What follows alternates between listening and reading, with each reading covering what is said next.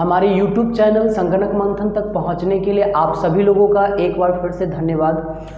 पिछले क्लासेस में जो पार्ट 1 हमने आप लोगों को इस चैनल के माध्यम से जो अपलोड की गई थी वीडियो, उसमें आपको कोर्स डिटेल्स के बारे में सीखने को मिलेगा। और आज हमारा जो क्लासेस है वो पार्ट 2 का है। हमने जो स्टार्टिंग में जो कोर्स डिटेल्स के बारे में इस चैनल के माध्यम से आपको जो बताया था, उसमें पहला ही कोर्स हमारा बेसिक था DCA। और क्लासेस में हम लोग मंथन करने वाले हैं कि DCA क्या है, DCA को अगर सीख लेते हैं तो क्या क्या जॉब अपॉर्चुनिटी आएगी, किस किस फील्ड में हम काम कर सकते हैं, उसका सिलेबस क्या होगा, इसके ऊपर हम लोग मंथन करने वाले हैं। तो जो लोग हमारे इस चैनल के माध्यम से इस कोर्स को समझना चाहते हैं, इसके ऊपर जो भी सिलेबस होगी उसको समझना चाहते हैं, और साथ में उसके जॉब से रिलेटेड जो अपॉर्चुनिटी आने वाली है, उस फील्ड में किस किस फील्ड में काम कर सकते हैं, उनको समझने वाले हैं, तो आप लोग हमारे चैनल के साथ बने रह सकते हैं। और जो लोग इसको नोट करना चाहते हैं अपने नोटबुक के अंदर, वो हमारे वीडियो के माध्यम से उसका स्क्रीनशॉट लेकर के अपने नोटबुक में इस पूरे कोर्स की डिटेल्स को नोट भी कर सकते हैं। इससे फ़ायदा क्या होगा कि आपका एक नोट्स बनता चला जाएगा कंप्यूटर सब्जेक्ट के ऊपर, अगर आप सीखना चाहते हैं अच्छे तरीके से। तो चलिए हम लोग वीडियो स्टार्ट करते हैं। देखिए, हम लोग कंप्यूटर के ऊपर ही मंथन करने वाले हैं, और पहले हम लोग कंप्यूटर के अच्छे तरीके से कोर्स को समझ लेते हैं। कोर्स को समझना ज़रूरी है, बाद में हम लोग कंप्यूटर के डेफिनेशन, उसकी परिभाषा, उससे रिलेटेड जुड़ी हुई जो भी हमारी टॉपिक्स होगी, हार्डवेयर क्या है, सॉफ्टवेयर क्या है, उसके अलावा बहुत सारे इनपुट डिवाइस, आउटपुट डिवाइस है ना, ये सभी चीज़ों को समझने से पहले हम लोगों को सबसे पहले पता होना चाहिए कोर्स के बारे में अच्छे तरीके से, और सिलेबस के बारे में पता होना चाहिए। ऐसा कभी कभी होता है कि सिलेबस के बारे में पता है ही नहीं, छोटे कुछ सीख लिए और ऐसा लगता है कि हम कंप्यूटर बहुत कुछ सीख लिए हैं, बेसिक में ही बहुत कुछ सीख लिए हैं। ऐसा नहीं होता है। तो बेसिक में भी बहुत कुछ सीखना पड़ता है ना, जो कि आपको कंपनी के अंदर या किसी भी दफ्तर में, किसी भी ऑफिस के अंदर अगर हम काम करते हैं तो वहाँ पे ये सारी छोटी छोटी इन्फॉर्मेशन बहुत आपके लिए हेल्पफुल रहेगा। इसलिए हम लोग पूरी तरीके से इस चैनल के माध्यम से, यानी संगणक चैनल के माध्यम से हम लोग मंथन करके ये देखेंगे कि हमारा जो बेसिक ही कोर्स है, तो उस कोर्स का क्या क्या बेनिफिट्स होने वाला है, इसको हम समझते हैं। तो देखिए, पिछले क्लासेस में भी हम कोर्स डिटेल्स में आप लोगों को फुल फॉर्म बता चुके थे। जो DCA का फुल फॉर्म क्या होता है, सिर्फ फुल फॉर्म हमने देखा था और उसके ड्यूरेशन को हमने समझा था, है ना, और क्या क्वालिफिकेशन होना चाहिए उस कोर्स को करने के लिए, बस ये हमने आपको बताया था। तो आज हम लोग पूरी तरीके से DCA यानी बेसिक कोर्स, अगर कंप्यूटर में आप डिप्लोमा कोर्स, अगर कंप्यूटर के एप्लीकेशन में डिप्लोमा है और बेसिक कोर्स कर रहे हैं, तो उसके लिए आप 6 मंथ के डिप्लोमा कोर्स को यानी DCA को कर सकते हैं। और इसी के ऊपर हम लोग अभी मंथन करके पूरी डिटेल्स को समझने वाले हैं, जो ऑन द बोर्ड हमारे, है ना, बोर्ड के ऊपर लिखा हुआ है ऑन द बोर्ड, और इसको हम समझते हैं। तो चलिए DCA का हमने आपको पहले ही फुल फॉर्म बता दिया था कि इसका फुल फॉर्म क्या होता है। एक बार फिर से समझ लेते हैं, जिनको नहीं पता है ना, उनको भी पता चल जाएगा कि हमारा DCA का फुल फॉर्म क्या होता है। तो DCA का पूरा नाम होता है हमारा डिप्लोमा इन कंप्यूटर एप्लीकेशन। क्या होता है? डिप्लोमा इन, है ना, कंप्यूटर एप्लीकेशन। और हम आपको बता भी चुके थे पहले ही क्लासेस में, है ना, जो कि पार्ट 1 हमारे चैनल के माध्यम से अपलोड की गई थी वीडियो, उसके ऊपर की एप्लीकेशंस का मतलब क्या होता है याद रखना है। पिछले क्लासेस में भी हमने एक बार आप लोगों को बताया था कि एप्लीकेशन का मतलब क्या होता है, सॉफ्टवेयर होता है, यानी सॉफ्टवेयर के बारे में आपको सिखाया जाता है डिप्लोमा कोर्स के अंदर। तो यहाँ पे क्या है कि 6 मंथ की ड्यूरेशन जो है वो हमारा, है ना, DCA का है। ये चीज़ें आपको याद रखनी है। और क्वालिफिकेशन की अगर बात करें तो जो भी स्टूडेंट मैट्रिक पास है ना, या 10th पास स्टूडेंट है, वो इस कोर्स के लिए एलिजिबल है। इस कोर्स को आसानी तरीके से, है ना, किसी भी संस्थाओं में जाकर के या हमारे यूट्यूब चैनल के माध्यम से आप सीख सकते हो। तो यहाँ पे, है ना, कोर्स का पूरा नाम आपको याद रखना है ना, उसका ड्यूरेशन आपको याद रखना है ना। और जब इस कोर्स को अगर हम 6 मंथ में कर लेते हैं, और इस कोर्स को करने के साथ साथ आपको टाइपिंग का भी कोर्स करना पड़ेगा। टाइपिंग का कोर्स करने से बहुत ही बेनिफिट होती है किसी भी फील्ड में अगर हम काम करते हैं कंप्यूटराइज। क्योंकि आज के डेट में क्या होता है कि सिर्फ एप्लीकेशन सीख लेते हैं। अगर एप्लीकेशंस में आपने मान लो कि आगे की क्लासेस में वर्ड, एक्सेल, पावर पॉइंट आपने सिर्फ सीख लिया है और टाइपिंग की नॉलेज आपको नहीं है, तो फिर वहाँ पे काम करने में बहुत ज़्यादा ही दिक्कतें आने वाली है। क्योंकि गवर्नमेंट के द्वारा या प्राइवेट सेक्टर में भी बहुत सारा काम अगर कंप्यूटराइज होती है तो वहाँ पे टाइपिंग मस्ट है। क्योंकि टाइपिंग होगा, अगर स्पीड अच्छी खासी होगी, एक्यूरेसी अच्छी खासी होगी, तो आप बहुत जल्दी कोई भी दस्तावेज यानी डॉक्यूमेंट आप बना सकते हैं। और टाइपिंग नहीं है, सिर्फ एप्लीकेशन की नॉलेज है ना, तो बहुत ही, है ना, ज़्यादा समय में आप दस्तावेज बनाओगे, और इसके कारण आपको कंपनी के अंदर काम, है ना, नहीं मिल सकता है। बोलेगा कि पहले आप टाइपिंग सीख करके आओ, उसके बाद यहाँ पे आप काम कर सकते हो, जिससे आप रिजेक्ट कर दिए जाएंगे। सीधी सी बात कह सकते हैं कि आपको रिजेक्ट कर दिए जाएंगे। इसीलिए एप्लीकेशन के साथ साथ आपको टाइपिंग की भी नॉलेज होनी चाहिए। इससे बहुत ज़्यादा बेनिफिट होता है, चाहे वो हिंदी हो या इंग्लिश या दोनों कह सकते हैं, बोथ दोनों की नॉलेज आपको होनी चाहिए। तो यहाँ पे कोर्स का नाम आपको पता चल गया होगा कि हम लोग डीसीए के ऊपर मंथन कर रहे हैं और इसका पूरा नाम क्या होता है, तो diploma in computer application. Duration कितना है, तो 6 मंथ का। और कौन कौन से स्टूडेंट इसको सीख सकते हैं, तो जो भी मैट्रिकुलेशन पास आउट स्टूडेंट होंगे, मैट्रिक पास होंगे या 10th पास होंगे, वो इसको सीख सकते हैं। अब बात आती है कि अगर 6 मंथ हमने समय दे करके इस कंप्यूटर के फील्ड में कंप्यूटर के कोर्स को यानी डीसीए कोर्स को, बेसिक कोर्स को हमने सीखा 6 मंथ का समय दे करके।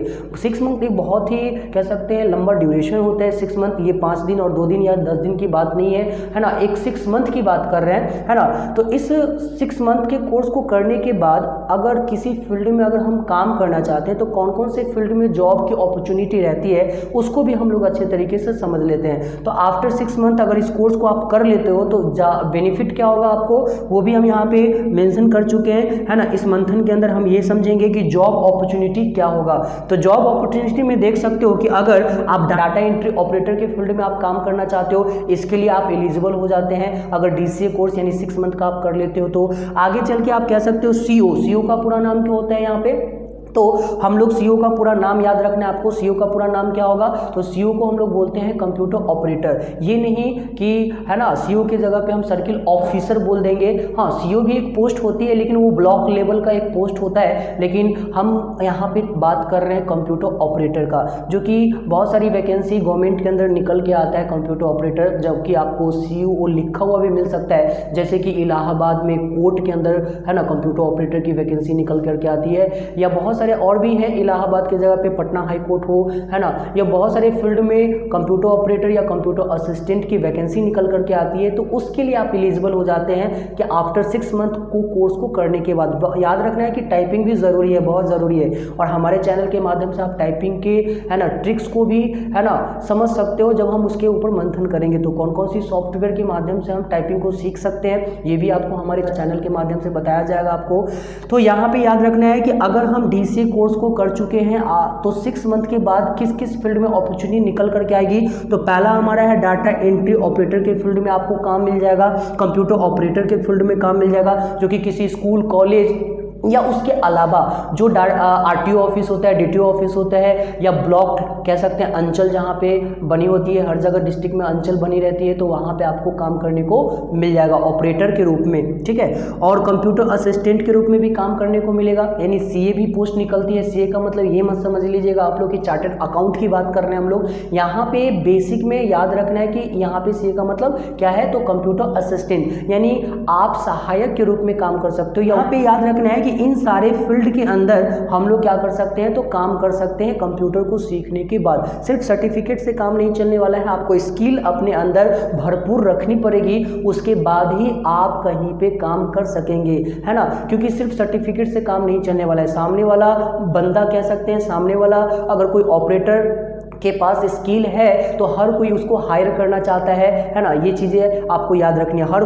फील्ड में लोग चाहते हैं कि एक्सपीरियंस है ना लोगों के साथ हम काम करें, ताकि उनको काम का अनुभव होगा तो अच्छे तरीके से हर चीज़ को समझ सकते हैं और उन चीज़ों को मेंटेन कर सकते हैं, है ना। और एक चीज़, जो भी कंप्यूटर के अंदर अगर फ्रेशर होंगे, यानी सीखने के बाद भी फ्रेशर हैं, कहीं काम नहीं किए हैं, केवल लर्निंग उन्होंने किया है, सीखा है, तो उनको बहुत ज़्यादा स्ट्रगल करनी पड़ेगी। किसी भी फील्ड में काम करने के लिए उनको सीखना पड़ेगा। जब तक काम का अनुभव होगा नहीं तब तक सामने वाला हायर उसको नहीं करता है। तो धीरे धीरे अपने अंदर स्किल को जनरेट करना है ताकि हम काम को कर सके, है ना, लोग हमें पसंद करें। ये भी चीज़ों याद रखना है कि हाँ वो बंदा बहुत अच्छे तरीके से काम करता है या वो बंदी बहुत अच्छे तरीके से काम करती है ना, तो उनको बुलाया जाए और कंप्यूटराइज उन्हीं से डेटा को मेंटेन करवाया जाए। भले ही सैलरी कितना भी मांगे, लेकिन हम कह सकते हैं, है ना, कि काम उन्हीं से करवाया जाए, क्योंकि वो अच्छे तरीके से डेटा को मेंटेन करते हैं, इजीली तरीके से डेटा को मेंटेन करते हैं, कोई भी परेशानी सामने नहीं होती है।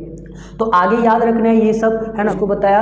आगे हम बढ़ते हैं। देखो यहाँ पे क्या होता है कि कोर्स का जो फुल फॉर्म है वो तो हम बता ही चुके थे, लेकिन साथ में ये भी याद रखना है कि अगर हम डीसीए कोर्स 6 मंथ का करते हैं तो 6 महीने में कौन कौन सी एप्लीकेशन के बारे में बताई जाएगी, टॉपिक क्या होगा, इसके लिए हमने यहाँ पे सिलेबस के बारे में बताया। किसके बारे में बताया है, सिलेबस के बारे में। तो आपको डीसीए कोर्स के जो सिलेबस होंगे उसके बारे में भी पता होना चाहिए कि अगर 6 मंथ के ड्यूरेशन की डीसीए कोर्स है यानी बेसिक कोर्स है तो इसमें क्या क्या सीखने को को मिलेगा, क्या क्या हम सीखेंगे, और हर एक टॉपिक पे हमारे चैनल के माध्यम से उसके ऊपर मंथन होने वाला है। इसलिए हमारे चैनल के साथ बने रहिए और सीखते रहिए। यहाँ पे क्या है कि पहला जो टॉपिक होगा सिलेबस के अंदर डीसीए कोर्स का 6 मंथ में, वो आपको बताया जाएगा एफओसी के बारे में। एफओसी क्या है? तो फंडामेंटल ऑफ कंप्यूटर है ना, याद रखना है, फंडामेंटल ऑफ कंप्यूटर है। एफओसी का पूरा नाम यहाँ पे क्या है? तो फंडामेंटल ऑफ कंप्यूटर है। तो पहला जो यूनिट आपको बताया जाएगा, फर्स्ट यूनिट जो हमारे चैनल के माध्यम से इस डीसीए कोर्स का सिलेबस में आपको जो बताया जाएगा, वो क्या बताया जाएगा?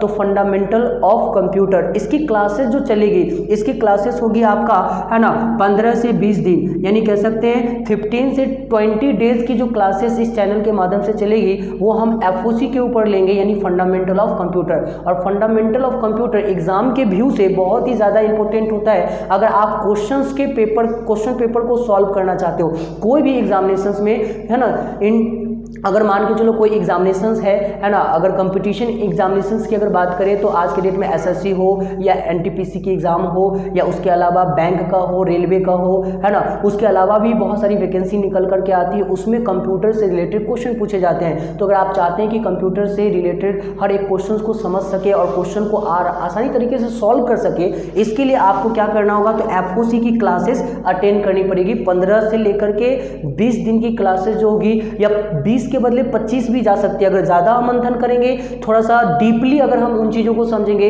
तो 20 से 25 और 25 के बदले 30 भी हो सकता है। इसीलिए आपको उन चीज़ों को समझने के लिए, है ना, अगर हम मंथन करके उन चीज़ों को बता रहे हैं, समझा रहे हैं, तो आपको टाइम देना पड़ेगा, और टाइम देने के बाद ही आप उन चीज़ों को समझ सकेंगे और सीख सकेंगे। इसलिए हमारे चैनल के साथ जुड़े रह सकते हैं और इनके बारे में सीख सकते हैं और समझ सकते हैं, ताकि किसी और को भी समझा सकते हैं। तो यहाँ पे आप नीचे देख सकते हो कि पहला जो टॉपिक होगा वो क्या होगा हमारा? तो फंडामेंटल ऑफ कंप्यूटर। जब इसकी क्लासेस ओवर हो जाएगी पूरा, है ना, तो फिर आगे एक हम लोग, क्योंकि इसी टॉपिक में हमारा, है ना, टॉपिक आएगा हार्डवेयर और सॉफ्टवेयर का। जब टॉपिक आएगा हार्डवेयर और सॉफ्टवेयर का, तो उसमें हम आपको ऑपरेटिंग सिस्टम के बारे में भी बताएंगे। हार्डवेयर टॉपिक और सॉफ्टवेयर, है ना, टॉपिक जब एंड हो जाएगी एफओसी के अंदर, तो हम आपको ऑपरेटिंग सिस्टम के बारे में बताएंगे। और ऑपरेटिंग सिस्टम क्या है तो आगे हम समझेंगे। ये ऑपरेटिंग सिस्टम एक सॉफ्टवेयर होती है, इसको हम जब सॉफ्टवेयर में डील करेंगे, इसको कि सॉफ्टवेयर क्या है, कितने टाइप के, है ना, सॉफ्टवेयर होते हैं, है ना, उसके ऑपरेटिंग सिस्टम क्या होता है, ऑपरेटिंग सिस्टम के एग्जांपल्स क्या है, ये चीजों को आगे हम मंथन करके बताएंगे। लेकिन अभी फिलहाल सिलेबस को समझ रहे हैं, तो सिलेबस को थोड़ा सा शॉर्ट में समझ लेते हैं। इसलिए हम पॉइंट बाय पॉइंट हर एक सिलेबस के अंदर टॉपिक को हमने इंक्लूड किया है और इन चीजों को यहाँ पे लिख करके आपको बता रहे हैं, है ना। जब आप फंडामेंटल कंप्लीट कर लेंगे, इसकी जो क्लासेस ओवर हो जाएगी, तो उसके बाद आपको ऑपरेटिंग सिस्टम के बारे में बताया जाएगा। और ऑपरेटिंग सिस्टम याद रखना है कि एक सॉफ्टवेयर है, इसके ऊपर ज़्यादातर हम आगे सॉफ्टवेयर की जो टॉपिक होगी फंडामेंटल ऑफ कंप्यूटर में, उसी में मंथन करने वाले हैं। तो जब ऑपरेटिंग सिस्टम खत्म हो जाएगा, इसकी भी क्लासेस होगी, 2, 4, 5 क्लासेस इसके ऊपर भी चलेगी, है ना। अगर हम मंथन करना ही स्टार्ट किए हैं और मंथन करके ही बताएंगे तो टाइम लगेगा, क्योंकि बारीकी तरीके से हमें एक एक टॉपिक्स के ऊपर नजर रखनी पड़ेगी, है ना। मंथन का मतलब ही समझ में आ रहा होगा कि हम क्या कहना चाहते हैं आपके सामने। यहाँ पे क्या है कि ऑपरेटिंग सिस्टम की जब टॉपिक खत्म हो जाएगी, तो फिर हम लोग चलेंगे आगे। ऑपरेटिंग सिस्टम में 2 एग्जाम्पल सामने में ऑपरेटिंग सिस्टम का रखा गया है, जो आपको हो सकता है पहले से कुछ मालूम हो, है ना, और भी ज़्यादा मंथन करेंगे तो कुछ नई चीज़ सीखने को मिलेगा, है ना। तो यहाँ पे क्या है कि आपके सामने जो एक टॉपिक आएगा वो MS-DOS का आएगा। MS-DOS का पूरा नाम क्या होता है? तो माइक्रोसॉफ्ट डिस्क ऑपरेटिंग सिस्टम होता है, और ये एक सॉफ्टवेयर है, यानी सिस्टम सॉफ्टवेयर कह सकते हैं एग्जाम्पल्स के रूप में हम लोग, ठीक है, ऑपरेटिंग सिस्टम का। तो ऑपरेटिंग सिस्टम जब खत्म हो जाएगी, तो आपको फिर पहला टॉपिक इसमें जो आएगा ऑपरेटिंग सिस्टम का, वो MS-DOS का होगा। MS-DOS का पूरा नाम होता है माइक्रोसॉफ्ट डिस्क ऑपरेटिंग सिस्टम, जो कि एक OS होती है। क्या होती है? OS का पूरा नाम क्या होता है? ऑपरेटिंग सिस्टम होता है। तो पहला एक पुराना ऑपरेटिंग सिस्टम के बारे में, ओल्ड ऑपरेटिंग सिस्टम के बारे में, जो कि माइक्रोसॉफ्ट कंपनी ने इसको 1981 में 1981 में डेवलप किया था, आज से 40 साल पहले। लेकिन मार्केट में कहीं पे भी ऑपरेटिंग सिस्टम ओल्ड, यानी 40 साल पहले की जो ऑपरेटिंग सिस्टम तैयार की गई थी, उसमें बहुत सारी खामियां थी, जिसके कारण लोग आज के डेट में उसको यूज नहीं करते हैं, क्योंकि 40 साल पहले की हम बात कर रहे हैं। और सोच सकते हैं कि आज अगर जिस टेक्नोलॉजी के ऊपर हम काम कर रहे हैं, जिस टेक्नोलॉजी को समझ रहे हैं, वो 40 साल पहले की टेक्नोलॉजी कैसी होगी, वो आप कल्पना भी कर सकते सकते हैं। तो पुराना ऑपरेटिंग सिस्टम है, लोग यूज़ तो नहीं करते हैं, लेकिन इससे क्वेश्चन बहुत सारे एग्जामिनेशन में पूछे जाते हैं, है ना, जिसमें से एक सामने में आ सकता है सवाल कि आपको ये बताना है क्वेश्चंस के अंदर कि ऐसा ऑपरेटिंग सिस्टम का नाम बताइए जो GUI के बेस पे ना बना करके CUI के बेस पे बना हो। तो CUI का पूरा नाम क्या होता है, ये भी फुल फॉर्म एक सामने में आ सकती है। CUI का फुल फॉर्म क्या होता है, CUI के बेस पे बनी हुई ऑपरेटिंग सिस्टम का नाम बताइए। तो इसके ऊपर भी, फुल फॉर्म के ऊपर भी हम लोग मंथन करेंगे और एक एक करके, है ना, फुल फॉर्म को हम लोग समझेंगे, उसको जानेंगे अच्छे तरीके से। तो जब टॉपिक्स आएगी तो मंथन स्टार्ट रहेगी हमारे चैनल के माध्यम से। आप सीखते रहेंगे हमेशा हमारे चैनल के माध्यम से। यहाँ पे क्या है, सामने देख सकते हो कि विंडोज़ ऑपरेटिंग सिस्टम, यानी पहला हमारा ऑपरेटिंग सिस्टम क्या होगा, डॉस। इसके ऊपर भी हम लोग बात करने वाले हैं क्योंकि एग्जामिनेशन में बहुत सारे क्वेश्चन पूछे जाते हैं। भले ही आज के डेट में किसी भी ऑपरेटिंग सिस्टम, अगर किसी भी लैपटॉप या किसी भी, है ना, डेस्कटॉप कंप्यूटर में इन ऑपरेटिंग सिस्टम का इस्तेमाल बहुत कम लोग करते हैं, है ना, इसका कह सकते हैं यूज ही बहुत कम अभी फिलहाल होता है ना, लेकिन उस समय यानी 40 साल पहले इसका इस्तेमाल बहुत ज़्यादा होता है। बात वही है कि जब नया चीज़ आ जाए मार्केट में तो पुरानी चीज़ को लोग धीरे धीरे यूज करना, उसको भूलना स्टार्ट कर देते हैं। तो आज के डेट में मार्केट में PC के अंदर, यानी पर्सनल कंप्यूटर सिस्टम के अंदर, लैपटॉप में या और भी कंप्यूटर्स के अंदर कौन सी सॉफ्टवेयर का इस्तेमाल ज़्यादातर होता है, तो आपको विंडोज़ देखने को मिलेगा। माइक्रोसॉफ्ट कंपनी के द्वारा डेवलप किया हुआ ऑपरेटिंग सिस्टम विंडोज़ देखने को मिलेगा। और विंडोज़ जो है इसका भी अलग अलग वर्जन है। वर्जन में क्या कह सकते हैं, तो अभी लेटेस्ट में तो 11 चल रही है। माइक्रोसॉफ्ट कंपनी के द्वारा इसको लॉन्च किया गया था, लेकिन उसके पुराने वाले वर्जन जैसे विंडोज 10 हो गई जो कि 2015 में आई थी, है ना, विंडोज 8 हो गया, है ना, विंडोज 7 हो गया, इसके ऊपर भी मंथन करेंगे कि इन सभी के बीच डिफरेंसेस क्या है, अंतर क्या है, और इससे रिलेटेड जो भी क्वेश्चन सामने में आएगा उसको भी आपको बताया जाएगा। तो इसलिए, है ना, इनको भी हम लोग समझेंगे आगे टॉपिक्स जब चलेगी। तो हम आपको सिर्फ और सिर्फ अभी सिलेबस के बारे में बता रहे हैं कि मुझे इस कोर्स के अंदर क्या पढ़ना है, सिलेबस क्या होगा 6 मंथ का। तो चलिए आगे और भी कुछ समझते हैं। जब यहाँ पे ऑपरेटिंग सिस्टम आपको बता दी जाएगी, है ना, ऑपरेटिंग सिस्टम, देखो एक चीज़ याद रखना है कि जब मैं थ्योरी आपको बता रहा हूँ तो आगे प्रैक्टिकल भी सीखना है ना, और प्रैक्टिकल भी बताएंगे आपको, ये चीज़ भी याद रखना है। तो पहले थ्योरी होगी, उसके बाद प्रैक्टिकल। मैंने पहले भी चैनल में आपको कह रखा है, बोल रखा है आपको कि पहले थ्योरी होगी, उसके बाद प्रैक्टिकल के ऊपर चलेंगे। तो आगे की जो टॉपिक होगी हमारी वो क्या होगी, तो MS पेंट के ऊपर। किसके ऊपर चर्चा करेंगे हम लोग, मंथन करेंगे MS पेंट के ऊपर। तो MS पेंट क्या है ना, उसको कैसे यूज कर सकते हैं कंप्यूटर सिस्टम के ऊपर या लैपटॉप सिस्टम के ऊपर कैसे यूज कर सकते हैं। अगर मान के चलो कि विंडोज 7 के अंदर ऑपरेटिंग सिस्टम के साथ अगर काम कर रहे हैं हम 7 के अंदर, तो पेंट के अंदर काम अगर करेंगे तो कौन कौन सी फीचर्स मिलेगी। अगर बाय द वे मान के चलो कि विंडोज 11 या विंडोज 10 पे अगर काम करेंगे तो MS पेंट में कुछ नई फीचर्स डाली गई है या नहीं डाली गई है, इसके ऊपर भी हम मंथन करेंगे। तो यहाँ पे पहला याद रखना है अभी कि MS विंडोज को खत्म करने के बाद, विंडोज के टॉपिक को एंड करने के बाद फिर हम लोग पेंट को शुरू करेंगे, MS पेंट। और प्रैक्टिकल जो होने वाला है वो यहीं से होने वाला है। बाकी आप देख सकते हो कि यहाँ तक जो होगी वो थ्योरी की क्लासेस चलेगी। तो अभी एक लंबा ड्यूरेशन, एक लंबा क्लासेस चलने वाला है थ्योरी का, तो आप क्लास को अटेंड करते ही रेगुलर। हमारी वीडियो जो है रेगुलर अपडेट होती रहेगी। उसमें हो सकता है कभी कभी, है ना, नेट का कुछ इशू रहा तो अपलोड होने में थोड़ा टाइम लगता है, लेकिन रेगुलर क्लासेस जो है चलती रहेगी। भले ही एक दिन बाद ही वीडियो हम अपलोड करेंगे, लेकिन क्लासेस जो है समझ लीजिए रेगुलर ही रहेगा आपका, है ना। आगे की जो टॉपिक आएगी MS पेंट के बाद, वो आपको हमारे इस सिलेबस के अंदर वो नोटपैड डाला गया है। नोटपैड क्या है इसके बारे में भी हम लोग आगे सीखेंगे, है ना।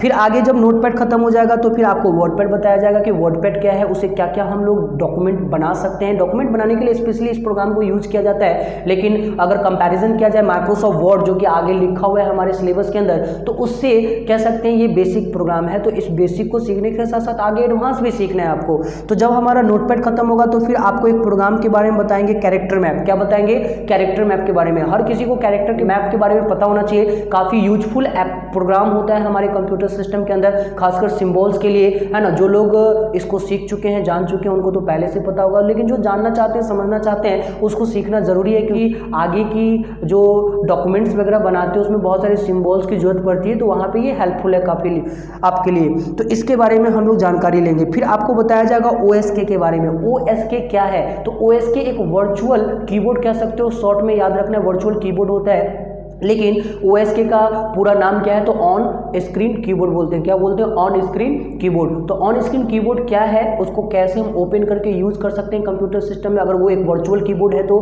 फिर यहाँ पे आगे हम लोग आगे मंथन करने वाले हैं। पहले ही हम बता चुके हैं कि आगे मंथन होगी, अभी तो हम सिलेबस के बारे में सीख रहे हैं। तो जब हमारा टॉपिक खत्म हो जाएगा किसका, तो OSK का, तो फिर आपको बताया जाएगा कैलकुलेटर के बारे में। क्या बताया जाएगा? कैलकुलेटर के बारे में। कैलकुलेटर से किस तरह से हम लोग किसी भी डेटा को मैनिपुलेट कर सकते हैं, या कोई हमारे सामने यूनिट दिया गया है, चाहे वो वेलोसिटी है या मास है, तो उसका कन्वर्जन कैसे यूज कर सकते हैं, कन्वर्जन किस तरह से कर सकते हैं, अलग अलग यूनिट में कैसे बदल सकते हैं। टेम्परेचर दिया हुआ है तो उसको कैसे यूनिट में बदल सकते हैं। किसी ने केबी को डेटा को केबी वाली डेटा को एमबी में चेंज करना चाहा, या एमबी में डाटा अगर वहाँ पे अमाउंट डाला गया है एमबी में, तो उसको जीबी में कन्वर्ट करना है, टीबी में कन्वर्ट करना है, तो कैसे हम कर सकते हैं यूनिट कन्वर्जन के थ्रू, वो सब भी आगे सीखने वाले हैं। तो हम लोग कंप्लीट मंथन करेंगे कि कैलकुलेटर है ना क्या है, उसको हम लोग आगे प्रैक्टिकल भी समझेंगे। तो कैलकुलेटर आपको बताया जाएगा। कैलकुलेटर जब खत्म हो जाएगा तो फिर आगे बताया जाएगा स्निपिंग टूल के बारे में। किसके बारे में बताया जाएगा? स्निपिंग टूल के बारे में। इससे हम लोग स्क्रीनशॉट कैप्चर करेंगे, है ना, शॉर्टकट की भी आपको बताया जाएगा स्क्रीनशॉट कैप्चर करने का। उसके अलावा किस तरह से हम लोग कीबोर्ड के माध्यम से भी स्क्रीनशॉट कैप्चर कर सकते हैं वो भी आपको बताया जाएगा, और एप्लीकेशन सिखाया जाएगा स्क्रीनशॉट लेने का, स्निपिंग टूल। फिर आगे बताया जाएगा कंट्रोल पैनल। जब कंप्यूटर सिस्टम के अंदर सेटिंग्स की जब हम लोग मंथन करेंगे कि कंप्यूटर सिस्टम के अंदर सेटिंग्स को कैसे चेंज कर सकते हैं, जैसे वॉलपेपर चेंज करना हो, थीम चेंज करना हो कंप्यूटर सिस्टम के अंदर, या हमें कंप्यूटर सिस्टम का पासवर्ड चेंज करना हो, नया पासवर्ड लगाना हो, उसके अलावा कीबोर्ड का सेटिंग, माउस का सेटिंग, ढेर सारी सेटिंग्स के ऊपर चर्चा करेंगे, क्योंकि उसको भी जानना समझना बहुत ज़रूरी है कंप्यूटर सिस्टम के अंदर। ऐसा कभी कभी होता है कि अगर सेटिंग्स के बारे में नॉलेज ना हो, है ना, तो बहुत ज़्यादा प्रॉब्लम हो सकती है, और हर किसी को सेटिंग्स के बारे में, अगर कंप्यूटर ऑपरेटर है तो सेटिंग्स के बारे में पता होना चाहिए, है ना। तो सेटिंग्स के ऊपर भी हम लोग मंथन करेंगे कि कंप्यूटर की सेटिंग्स को कैसे चेंज कर सकते हैं। जैसे बेसिक में हमने कुछ समझाया कि किस तरह से वॉलपेपर चेंज होगा कंप्यूटर सिस्टम में, पासवर्ड कैसे हम लगा सकते हैं। जब हमारी क्लासेस खत्म हो जाएगी कंट्रोल पैनल का, जिसमें आपको प्रैक्टिकल भी होगी, थ्योरी भी होगी। पहले थ्योरी क्लासेस लेंगे, उसके बाद प्रैक्टिकल लेंगे, और प्रैक्टिकल में आपको, है ना, दिखाया जाएगा, बताया जाएगा, समझाया जाएगा। और किसी के पास लैपटॉप अवेलेबल है, किसी के पास डेस्कटॉप कंप्यूटर घर पे है, तो वो घर पे भी हमारे चैनल के माध्यम से उन चीज़ों को, क्लासेस को अटेंड करके सीख सकते हैं और समझ सकते हैं। और लैब में प्रैक्टिकल भी खुद से कर सकते हैं, जितना हम बताएंगे, है ना, तो खुद से कर सकते हैं, है ना, ज़्यादा हेल्पफुल आपके लिए रहेगा। यहाँ पे क्या है कि आपका जब टॉपिक खत्म हो जाएगा कंट्रोल पैनल, तो कंट्रोल पैनल खत्म होने के बाद आपको बताया जाएगा फाइल एक्सप्लोर के बारे में और विंडोज एक्सप्लोर के बारे में। हमारे मोबाइल में, स्मार्टफोन में एक फाइल मैनेजर एप्लीकेशन होता है। जो काम हमारे फाइल मैनेजर एप्लीकेशन का होता है, सेम वर्क हमारे कंप्यूटर सिस्टम के अंदर फाइल एक्सप्लोर और विंडोज एक्सप्लोर की जो एप्लीकेशन होती है, सेम काम उसी तरह से हम लोग कंप्यूटर सिस्टम पे यूज करना। फिर यहाँ पे आपका जब फाइल एक्सप्लोर और विंडोज एक्सप्लोर की क्लासेस खत्म हो जाएगी, तो आपको बताया जाएगा सर्च के बारे में। किसके बारे में बताया जाएगा? सर्च के बारे में, है ना। सर्च, आपको एक चीज़ याद रखना है, अगर कभी एग्जामिनेशन में मान लो आप क्लासेस अटेंड अभी कर रहे हैं और अचानक आपके सामने एक क्वेश्चन आ गया कि सर्च का शॉर्टकट की क्या होता है, तो जानकारी के लिए बता दें, शॉर्टकट की जो सर्च का होता है वो F3 होता है। क्या होता है? हमारे कीबोर्ड में एक फंक्शन की होती है, F1 से लेकर के F12 तक, टोटल नंबर ऑफ फंक्शन की अगर बात करें तो 12, जिसमें F3 बटन हमारा सर्च के लिए इस्तेमाल किया जाता है, जिससे आपकी एक क्वेश्चन आराम से हल हो जाएगी। उसके बाद बताएंगे आपको फोल्डर क्रिएशन। क्या बताएंगे? Folder creation. फोल्डर क्या है, फोल्डर कैसे बना सकते हैं, फोल्डर को कैसे डिलीट कर सकते हैं, वो बताया जाएगा। जब हमारा फोल्डर कंप्लीट हो जाएगा, है ना, फोल्डर क्रिएशन का कॉन्सेप्ट, तो फिर आपको रिसाइकिल बिन बताया जाएगा। रिसाइकिल बिन के बारे में जब बताया जाएगा तो क्या होता है रिसाइकिल बिन, है ना, रिसाइकिल बिन से, है ना, हम क्या कर सकते हैं, रिसाइकिल बिन से क्यों दिया जाता है, रिसाइकिल बिन का ऑप्शन हमारे कंप्यूटर सिस्टम में अगर ये ना दिया जाए तो नुकसान क्या हो सकता है, फायदा क्या होता है देने के बाद, इन चीज़ों के ऊपर आगे हम लोग मंथन करेंगे। तो जब हमारा फोल्डर क्रिएशन कंप्लीट होगा तो आगे फिर रिसाइकिल बिन के बारे में बताया जाएगा, और रिसाइकिल बिन बहुत ही यूजफुल प्रोग्राम है, इसके बारे में भी हमें समझना है। जब ये टॉपिक खत्म हो जाएगी तो हम आप लोगों को टेस्ट भी, हम आप लोगों से टेस्ट भी लेंगे, जो कि ऑनलाइन एग्जामिनेशंस भी हम करवा सकते हैं, है ना। होगा नहीं तो हम ऑनलाइन टेस्ट लेंगे इसका, किसका, तो चेक योर प्रोग्रेस, ताकि आपको पता चले। जब ऑनलाइन टेस्ट आप लोगों को लिया जाएगा हमारे चैनल के माध्यम से, तो आपको पता चलेगा कि हमारे साथ जुड़ करके जो आप पढ़ाई कर रहे हैं, समझ रहे हैं इन चीज़ों को, तो आप कितना समझ चुके हैं, है ना। आप आंसर दे पाते ही नहीं दे पाते। अगर मान लो आंसर देने में प्रॉब्लम हो रही है, इसका मतलब आपने सही तरीके से उन चीज़ों को नहीं सीखा है। अगर आंसर आप पुट दे देते हैं तुरंत आप कह सकते हैं कि जल्दी जल्दी आप आंसर को पुट कर रहे हैं, बता रहे हैं, है ना, तो इसका मतलब है कि समझ में आपको आ रहा है। तो चेक ऑनलाइन आप लोगों का टेस्ट होगा हमारे चैनल के माध्यम से, जिसमें क्वेश्चन पेपर आपको ऑनलाइन ही प्रोवाइड की जाएगी। है ना, और आपको टेस्ट देने के बाद आपको रिजल्ट भी बताया जाएगा। इससे फ़ायदा क्या होता है, पता चलता है कि आपने क्या सीखा क्या नहीं सीखा, है ना। ये एग्जामिनेशंस के पर्पस से, एग्जामिनेशंस के व्यू से ही हम क्वेश्चंस तैयार करेंगे मंथन करके, है ना, जो बहुत ही यूजफुल होने वाला है एग्जामिनेशंस के पर्पस से। जब हमारा क्वेश्चंस ले लिया जाएगा, टेस्ट लिया जाएगा, टेस्ट का आंसर जो है वो डिक्लेयर किया जाएगा, उसके बाद की जो टॉपिक्स होगी वो हमारा तीसरा यूनिट में, है ना। फर्स्ट यूनिट में हमने क्या देखा था, तो fundamental of computer. Second unit की जो टॉपिक थी वो हमारा ऑपरेटिंग सिस्टम का है। जब थर्ड यूनिट की टॉपिक जब स्टार्ट होगी तो उसमें आपको माइक्रोसॉफ्ट ऑफिस के बारे में बताया जाएगा। ऑफिस की अलग अलग वर्जन है, जिसमें लेटेस्ट में अभी फिलहाल 19 को रिलीज किया गया है, लेकिन अभी मार्केट में जो है 2013, 2016 और 19 भी चल रही है। कई जगहों पे आपको 2010, 2007 देखने को मिलेगा, लेकिन 2003 जो है वो आज के डेट में मार्केट में बहुत कम यूज होता है, बहुत ही कम जगहों पे देखने को मिलता है। तो लेटेस्ट वर्जन के साथ काम करने से बहुत ही ज़्यादा फायदा होता है। अगर आप लेटेस्ट वर्जन यूज करते हैं तो नए नए टूल्स, नए नए फीचर्स देखने को मिलेगा। इससे फायदा क्या है कि ऑफिस के अंदर काम करने में प्रॉब्लम नहीं होगी। नया टूल होगा, नए तरीके से और बहुत ही इजीली तरीके से आप डेटा को क्या कर सकते हो, मैनेज कर सकते हो। इसलिए नया वर्जन रिलीज भी किया जाता है ना। आगे जब इसकी टॉपिक जब होगी, माइक्रोसॉफ्ट ऑफिस की जब टॉपिक स्टार्ट होगी तो इसकी भी क्लासेस आपकी चलेगी। तो इसमें क्या होगा कि आपको थ्योरी भी लिया जाएगा, प्रैक्टिकल भी करवाया जाएगा, है ना, हमारे चैनल के माध्यम से। तो यहाँ पे पहला जो टॉपिक आएगा वो आपका माइक्रोसॉफ्ट वर्ड का होगा। किसका होगा, माइक्रोसॉफ्ट वर्ड का। तो पहले हम आपको ऑफिस में एप्लीकेशन वर्ड को सिखाएंगे, वर्ड के बाद एक्सेल को सिखाएंगे, और एक्सेल जब खत्म होगी तो फिर आपको माइक्रोसॉफ्ट पावर पॉइंट भी सिखाएंगे। और एक्सेल में जो क्लासेस होगी वो कुछ एडवांस क्लासेस भी होगी। भले ही थोड़ा समय लग जाए, लेकिन अगर कुछ नया चीज़ सीखना है, समझना है, तो आपको समय देना पड़ेगा। मैं बार बार आपसे बोल रहा हूँ कि आपको समय देना पड़ेगा, तभी आप सीख सकते हो। आज तक अगर जो कुछ भी आपने सीखा है, समझा है, तो आप समय ही दे करके उसको सीखें और समझें, और आगे भी समय दे करके सीखते रहेंगे और समझते रहेंगे। यहाँ पे माइक्रोसॉफ्ट वर्ड को वर्ड प्रोसेसर प्रोग्राम कहा जाता है ना। एक्सेल को स्प्रेडशीट प्रोग्राम कहते हैं, और माइक्रोसॉफ्ट पावर पॉइंट को प्रेजेंटेशन प्रोग्राम कहा जाता है। क्यों कहा जाता है, और इसके अलावा भी बहुत सारे एप्लीकेशंस होते हैं जो कि वर्ड प्रोसेसर, स्प्रेडशीट और प्रेजेंटेशन प्रोग्राम होती है। इसके ऊपर भी हम लोग मंथन करेंगे। तो हमारा ये 3 टॉपिक होगा MS ऑफिस के अंदर, और MS ऑफिस से ही पता चल रहा है कि आप लोग दफ्तर में जब काम करोगे, है ना, किसी भी, है ना, फील्ड के अंदर किसी भी ऑपरेटर के रूप में अगर काम करोगे तो वहाँ पे सबसे ज़्यादा यूज होने वाला एप्लीकेशन वर्ड, एक्सेल और पावर पॉइंट होता है। तो इसके ऊपर मंथन करके हम लोग सीखेंगे MS ऑफिस के एप्लीकेशंस को। फिर 4th नंबर यूनिट में आपको बताया जाएगा, है ना, डेटाबेस मैनेजमेंट के बारे में। डेटाबेस मैनेजमेंट क्या होता है, डेटाबेस को मैनेजमेंट करने के लिए एक एप्लीकेशन के बारे में आपको बताया जाएगा, जिसका नाम है माइक्रोसॉफ्ट एक्सेस, जिसको हम लोग RDBMS के नाम से जानते हैं।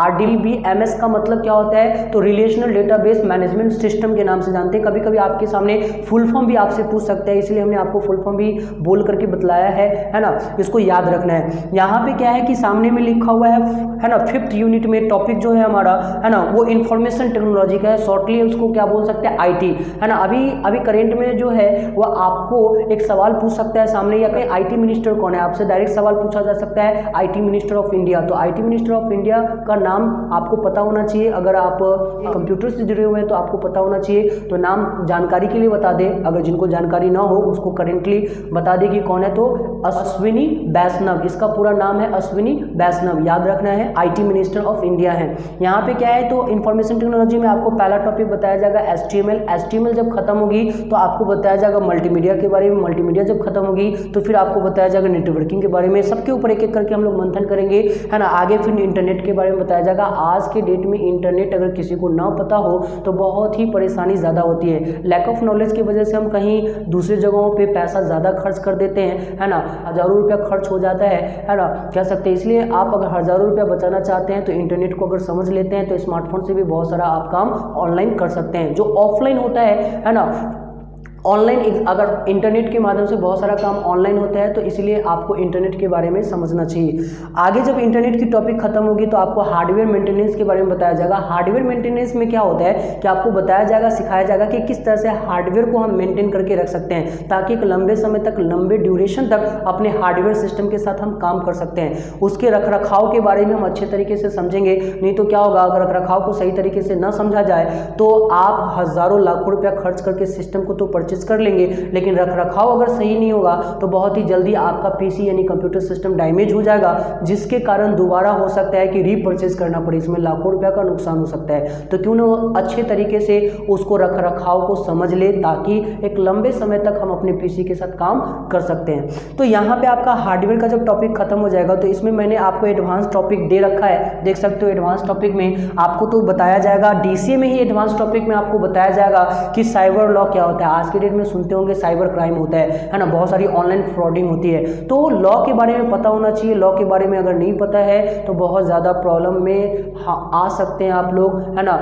कुछ अगर इलीगल अगर वर्क अगर कंप्यूटर के माध्यम से आप करते हैं तो फंस सकते हैं, अगर कभी फंसेंगे तो आपको जेल भी जाना पड़ सकता है। तो इसीलिए साइबर लॉ के बारे में यानी नियम कानून के बारे में पता होना चाहिए। अपराध से अगर बचना है तो इसके बारे में आपको पता होना चाहिए। एक जानकारी के लिए बात बता दूं कि अगर कोई व्हाट्सएप पे फेसबुक पे अगर गलत मैसेज करता है तो वो भी क्या कहलाता है, साइबर क्राइम कहलाता है। अगर तो आगे हम लोग साइबर लॉ के बारे में समझेंगे, क्या क्या है ना कानून बना रखा है साइबर लॉ के अंदर, क्या क्या साइबर लॉ क्या होता है, उसके क्या क्या कानून है ना। अपराध अगर कोई करता है, साइबर क्राइम अगर करता है तो क्या क्या हानि उनको हो सकती है ना। इन चीज़ों के ऊपर ज़्यादातर हम आगे मंथन करेंगे, है ना। तो हमने आपको इस क्लासेस के माध्यम से आज की जो पार्ट 2 जो वीडियो हम यहाँ पे बनाने वाले हैं और बन रही है हमारी, तो उसमें आपको सिर्फ और सिर्फ कंप्यूटर के कोर्स का जो डिटेल्स है उसको हमने बताया, जिसमें जॉब अपॉर्चुनिटी क्या होगी उसको हमने समझाया, और साथ में ये भी बताया कि सिलेबस क्या है 6 मंथ के ड्यूरेशन में। तो 6 मंथ को आप 6 मंथ समय दीजिए और हमारे चैनल के माध्यम से